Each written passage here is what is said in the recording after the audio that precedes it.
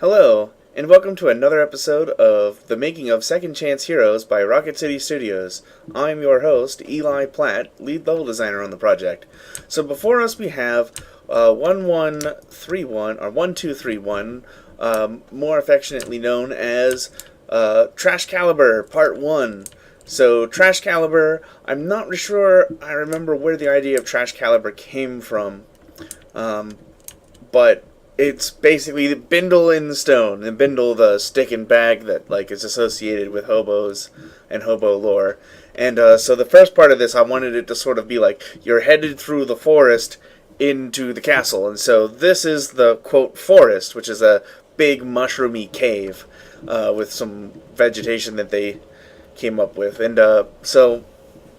One of the ideas I wanted to do with this level is instead of building it out of walls and bricks and things, I wanted to try to make it as open as possible. And so I used a lot of these rocks and mushrooms and things to build this environment up. And originally the level was a lot more open, but through revisions they sort of narrowed it up so that, because we don't have a very distant camera perspective, so it's very hard to get a sense of where you're going when you're in a big open space in our engine, and we didn't want to leave the player in too much space to sort of get lost in, simply because we're not that kind of exploratory, at your own pace sort of game. We're this kind of dungeon clearing, fight to fight sort of thing, and so the level did get kind of closed off at some point, but nonetheless, you start out here in the safe room, and then you head out of these doors into this big open area.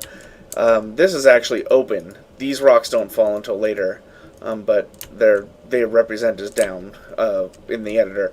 So you come over into this room, you can open up this tangent over here, you can come back out into this big open space where you fight the trash can zombie at this sort of hermit's hut outside. I was kind of going for hermit's hut, but I don't know if that really comes across or not.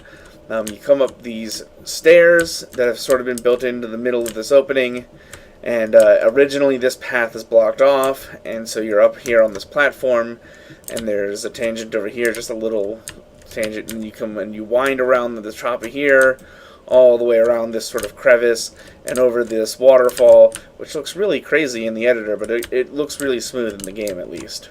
Over this bridge, onto this ledge, up above, where you come all the way out, and down these steps, and then there's another tangent over here, a little spot where you can go and turn back to grab another goal objective, and then when you get back into this space, which you trigger a series of events that causes the roof to collapse, and that's what seals this off, and it seals these off here on these sides, because these are also open, if you hadn't guessed, and then you can walk through here, and then when you walk through this, rocks fall and seal this back shut. But now you've sort of broken through the wall into this railroad section, and this is the first time you see the sort of subway car structure. And so as you head down this hall, you've got sort of your exterior over here. You can't get into this place, but I didn't want to just have dead space outside of the wall. We were looking at some other games in this sort of genre, and how they were, instead of just going to black like the old Diablo games and things might have gone, they were building these interesting sceneries, and I sort of picked up that cue off of them to build sort of this side area, so that it wasn't just straight fade to black like that is. And so you head across the tracks, and there's a gap here in between the two different directions of tracks. I just noticed there's a piece missing. We'll just copy that there, it won't hurt anything.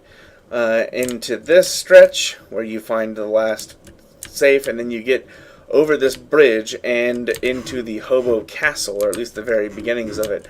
And in the castle, which I'll get into in the next level, isn't really a castle, but nonetheless, it's a very small level in context of the other levels. It doesn't take up a lot of space, but you do so much running around and curving around this part and reusing part of the path that the overall time it takes to beat this level is in league with other levels, and so it was very efficient to build, at least, let's put it that way, as far as time taken and whatnot. And a lot of this here is literally cropped out of the next level, and so you end this level and start the next level, and that space is shared. So it wasn't like we had to build two things, like in the mall where you leave in an elevator off camera and appear somewhere else in an elevator off camera, resulting in that transition taking you to a whole new physical structure somewhere else. And so having the shared space between levels not only makes the transition for the player smoother, but also lets you reuse at least a little bit of geometry and maybe saves you an hour of building. So yeah. Alright, well that wraps things up for this level. I look forward to seeing you in Trashcalibur Part 2, the Hobo Castle as I like to call it.